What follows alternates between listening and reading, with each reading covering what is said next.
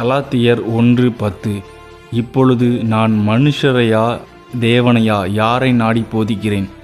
மனுஷரையா பிரியப்படுத்த பார்க்கிறேன்? நான் இன்னும் மனுஷரை பிரியப்படுத்துகிறவனா இருந்தால் நான் கிறிஸ்துவின் ஊழியக்காரன் அல்லவே அப்படின்னு சொல்லிட்டு பவுல் சொல்கிறார். இன்றைக்கி நம்ம பார்த்தோம் அப்படின்னா நிறைய சபைகளில் யாரை இம்ப்ரெஸ் பண்ணுறதுக்கு ஊழியக்காரர்கள் போதகர்கள் பிரசங்கிக்கிறாங்க அப்படின்னு பார்த்திங்கன்னா, அதிகபட்சம் மனுஷனுடைய காணிக்கைகள் அவங்களுடைய ஆஃபரிங்கை மட்டுமே நம்பி அந்த சபை ஓடிக்கொண்டிருக்கும்.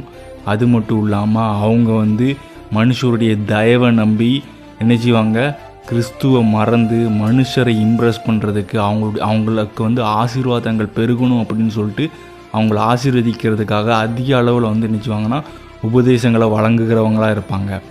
மேலும் சகோதரரே, என்னால் பிரசங்கிக்கப்பட்ட சுவிசேஷம் மனுஷனுடைய யோசனையின்படி ஆனதல்ல என்று உங்களுக்கு தெரிவிக்கிறேன். நான் அதை ஒரு மனுஷனால் பெற்றதும் இல்லை, மனுஷனால் கற்றதும் இல்லை. இயேசு கிறிஸ்துவே அதை எனக்கு வெளிப்படுத்தினார். பவுல் ரொம்ப அழகாக சொல்கிறாரு. அவர் எந்த ஒரு மனுஷன்கிட்ட இருந்தும் ஒரு 10 பைசா கூட வாங்கினது கிடையாது. அவர் போதிக்கக்கூடிய எல்லா உபதேசங்களும் ரொம்ப ஸ்ட்ரிக்டாக இருக்கும். இன்றைக்கி தேதிக்கு நீங்கள் ரொம்ப ஸ்ட்ரிக்டாக சபையை நடத்துகிறீங்க அப்படின்னா உங்களால் சபையை நடத்தவே முடியாது. இது எல்லாருக்குமே தெரியும். போதகர்களாக இருக்கட்டும், இல்லைனா பார்த்திங்கன்னா ஊழியக்காரங்களாக இருக்கட்டும், யார் ரொம்ப ஸ்ட்ரிக்டாக பேசுகிறாங்களோ அவங்கள எந்த ஒரு மனுஷனும் எந்த ஒரு விசுவாசியும் ஏற்றுக்கிடவே மாட்டாங்க. அவங்க ஒதுக்கி தள்ள தான் பார்ப்பாங்க. ஏன் அப்படின்னா, கடினமான உபதேசங்களை எடுத்துக்கொள்கிறதுக்கு மனுஷங்க தயாராக இல்லை. நான் எவ்வளோ நாளும் காசு தரேன், ஆனால் எனக்கு இம்ப்ரெஸ் ஆகிற மாதிரியே நீங்கள் போதிக்கணும் அப்படின்னு சொல்லிட்டு தான் எல்லா விசுவாசிகளும் அதிக அளவில் விரும்புவாங்க. அது மட்டும் இல்லை, ஆசீர்வாதத்தை பற்றி மட்டுமே பேச சொல்லுவாங்க.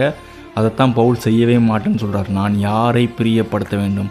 மனுஷனையா கர்த்தரையா? யாரை நாடி போதிக்கிறேன்? நீ காசு கொடுக்குறேங்கிறதுக்காக நான் மனுஷனை பிரியப்படுத்த பார்க்கிறேனா இல்லைன்னா கிறிஸ்துவை பிரியப்படுத்த பார்க்கிறேனா அப்படின்னு சொல்கிறாரு.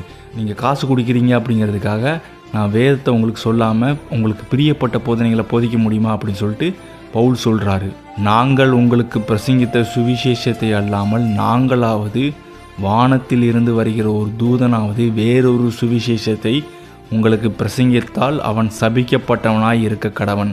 முன் சொன்னது போல மறுபடியும் சொல்கிறேன், நீங்கள் ஏற்றுக்கொண்ட சுவிசேஷத்தை அல்லாமல் வேறொரு சுவிசேஷத்தை ஒருவன் உங்களுக்கு பிரசங்கித்தால் அவன் சபிக்கப்பட்டவனாய் இருக்க கடவன். அதாவது வேதம் தெளிவாய் சொல்கிறது.